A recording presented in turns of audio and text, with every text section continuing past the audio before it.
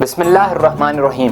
میں آج ایک بار پھر حاضر ہوں نئی ویڈیو کے ساتھ۔ آخر ایک ایسا مسئلہ، ایسی بات جو کہ اکثر لوگ سمجھ نہیں پاتے، وہ ہے اچانک خوشبو آنا۔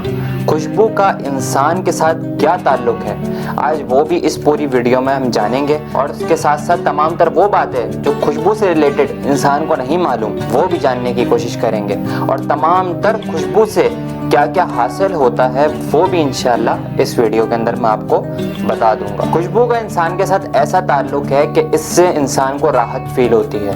اگر کوئی خوشبو لگا کے آپ کے گھر آ جائے، آپ اس کے باعث بیٹھنا پسند کرتے ہیں۔ اگر کوئی خوشبو لگا کے کہیں سے گزر جائے تو آپ اس کو خوشبو کو سونگھنے کے بعد ایک اچھی راحت فیل کرتے ہیں۔ اسی طریقے سے خوشبو کے متعلق ایک حدیث پاک ہے، نبی کریم صلی اللہ علیہ وسلم نے فرمایا کہ خوشبو فرشتوں کی غذا ہے۔ جو شخص خوشبو لگایا کرتا ہے اس کے پاس فرشتوں کی آمد رفت رہتی ہے، اور جو شخص خوشبو لگا کے فرشتوں کو غذا فراہم کرتا ہے تو اندازہ کر لیجئے کہ اللہ تعالیٰ کی کتنی خوشنودیاں اس کے ساتھ ہوتی ہوں گی، اور اس کے اوپر کتنی خیر و برکتوں کا نزول ہوتا ہوگا۔ اس سے اندازہ کریں کہ نبی کریم صلی اللہ علیہ وسلم نے خوشبو لگانے کو پسند فرمایا، خوشبو لینے کو پسند فرمایا، حتیٰ کہ جمعے کے دن خاص طور پر خوشبو لگانے کا حکم دیا۔ تو خوشبو کا انسان کے ساتھ ایک ایسا تعلق ہے جس کے بغیر انسان ایک ادھورا سا ہے۔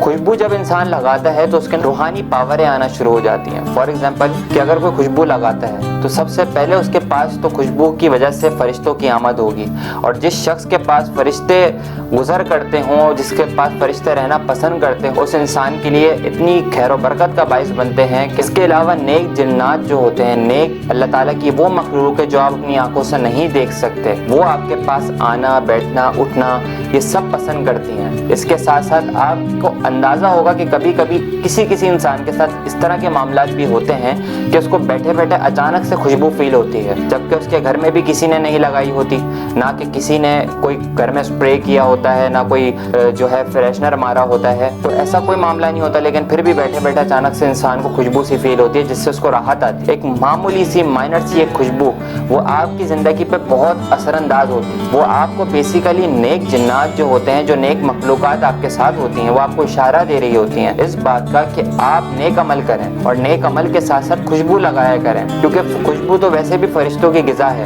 جو شخص خوشبو اچھی سے اچھی لگا کر فرشتوں کو غذا فراہم کرتا ہے تو فرشتے اس کے لیے خیر و برکت کا باعث بن جاتے ہیں۔ فار ایگزامپل کہ جو شخص کسی کے گھر خوشبو لگا کے گیا، اب وہاں پر اس کے ساتھ نظر بد کا معاملہ ہوا، کسی نے اس کو نظر بد لگانے کی کوشش کری، تو اس کے ساتھ خوشبو کی وجہ سے جو نیک ہستیاں تھیں، نیک جنات تھے، اور اللہ تعالیٰ کے جو فرشتے تھے جو اس کے ساتھ تھے، وہ روک کرتے ہیں اس نظر بد کی، اس آفت کی، اس بلا کی، چاہے وہ حسد ہو، کینہ ہو، یا کوئی بھی بغض ہو جس کی نظر آپ کو لگنے والی تھی، تو اس سے آپ کو بچا لیا کرتے ہیں۔ یہ بات آپ ضرور یاد رکھیں کہ نظر بد تیر کی طرح آنکھوں سے نکلتی ہے۔ آپ میرے الفاظوں پہ غور کیجیے گا کہ ایسے تیروں کی طرح نکلتی ہے کہ جو سامنے لگ کر نسلوں کو کھا جاتی ہے، بیوی کو کھا جاتی ہے، بچوں کو کھا جاتی ہے، حتیٰ کہ مال کھا جاتی ہے، اور یہاں تک کہ انسان کو قبر تک پہنچانے کی طاقت رکھتی ہے۔ اور نظر بد کے جو تیر ہوتے ہیں وہ اس طرح جا کے انسان پہ لگتے ہیں کہ اس کی نسلوں کو تباہ کر دیتے ہیں۔ اور نظر بد کے تیر ایسے بھی ہوتے ہیں کہ لوگوں کی فیکٹریاں اجاڑ کے رکھ دیتے ہیں، کام ٹھپ ہو جاتا ہے، ہر چیز ختم ہونے لگتی ہے، اور انسان بے بسی کی طرف آنا شروع ہو جاتا ہے، اپنے آپ سے نا امید ہو کے بیٹھ جاتا ہے۔ نظر بد اتنی خطرناک چیز ہے، ہر بندے کو کہیں پر بھی کسی بھی طریقے سے لگ سکتی ہے۔ حتیٰ کہ نبی کریم صلی اللہ علیہ وسلم کی حدیث مبارک تھی نظر بد کے بارے میں کہ میری امت میں زیادہ تر اموات نظر بد کی وجہ سے ہوں گی۔ تو نظر بد اس قدر انسان پہ غلبہ کرے گی، اس سوشل میڈیا کے دور کے اندر ہر شخص کو نظر بد کہیں نہ کہیں لگ ضرور جاتی ہے۔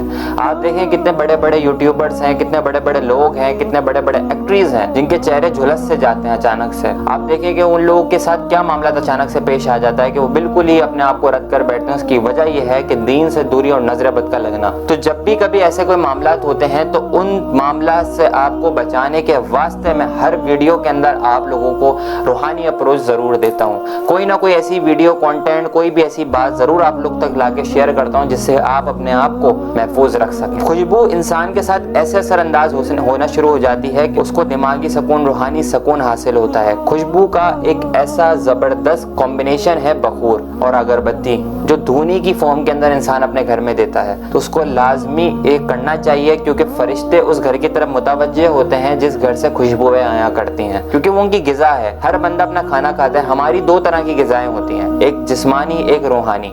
جسمانی کے اندر ہم لوگ کھانا پینا کھا لیتے ہیں، اسی طریقے سے روحانی غذا ہوتی ہے۔ روحانی غذا کے اندر کیا چیزیں آتی ہیں؟ آپ کی نماز، تسبیح، ذکر، قرآن اور خوشبو۔ خوشبو آپ کی روحانی غذا بنتی ہے۔ جو انسان خوشبوؤں کا استعمال کرتا ہے اس کے اندر ایک روحانی اپروچ ہوتی ہے، ایک روحانی تاثیر ہوتی ہے جو سامنے والے کو امپیکٹ کرتی ہے۔ اللہ تعالیٰ دوسرے کے دل میں اس بندے کے لیے محبت پیدا کر دیتا ہے۔ اللہ تعالیٰ خوش ہوتا ہے اس بندے سے جو فرشتوں کو غذا فراہم کیا کرتا ہے۔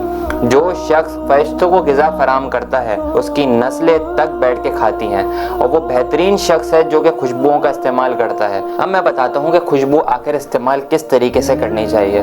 اکثر لوگ تھوپ لیتے ہیں، بھر لیتے ہیں، اس قدر عجیب عجیب خوشبوئیں لگاتے ہیں کہ سامنے والا اس سے متاثر ہو کے خوش نہیں ہوتا، اس کے بالکل فیس کا جو ہے امپریشن چینج ہو جاتا ہے اور وہ اس چیز کو پسند نہیں کر رہا ہوتا۔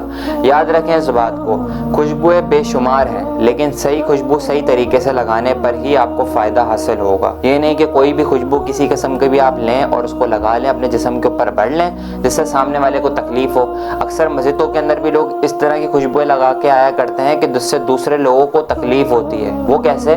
ہر بندے کی روحانی اپروچ اتنی نہیں ہوتی کہ وہ سامنے بہت تیز خوشبو برداشت کر سکے، اس لیے ہمیشہ میٹھی اور ہلکی خوشبو کا استعمال کیا کریں، اس کو بھرا کریں جس سے انسان کو راحت پہنچے۔ کچھ خوشبوئیں ایسی ہوتی ہیں جو زیادہ لگانے سے انسان کو اثر انداز ہو جاتی ہیں اس کے دماغ پہ، جس سے اس کو تکلیف محسوس ہوتی ہے، تو اس کو چکر آنے سے لگتے ہیں، کسی کا جو ہے وہ ذہن ماؤس ہو جاتا ہے سونگھنے کی وجہ سے۔ لیکن کچھ ایسی خوشبوئیں ہوتی ہیں جو بہت زیادہ ہلکی بھی ہوتی ہیں اور ان کی فریگننس بہت زیادہ دور تک پھیلی ہوئی ہوتی ہے، تو اس کو سونگھ کے انسان کو راحت ملتی ہے۔ جو اس خوشبو انسان کو راحت کا باعث بنے وہ دو طریقے سے رحمت بنتی ہے۔ ایک تو جو لوگوں کے ساتھ وہ بیٹھتا ہے ان کی جب متوجہ اچھے اخلاق کے ساتھ اس کے بندے کی طرف ہوتی ہے تو وہ انسان کی طرف رحمت اور خوشحالی لے کر آتی ہے اللہ تعالیٰ۔ اور اسی طریقے سے وہ خوشبو جب فرشتے سونگتے ہیں تو اور زیادہ رحمت اور خوشحالی اس بندے کی طرف متوجہ ہوتی ہے۔ نیک جنات اس کے ساتھ رہنا پسند کرتے ہیں۔ جب بھی وہ کہیں پر بھی کسی بھی مسئلے میں پھنستا ہے تو وہی نیک جنات اور وہی فرشتے اس انسان کی مدد کرنے آپ پہنچتے ہیں،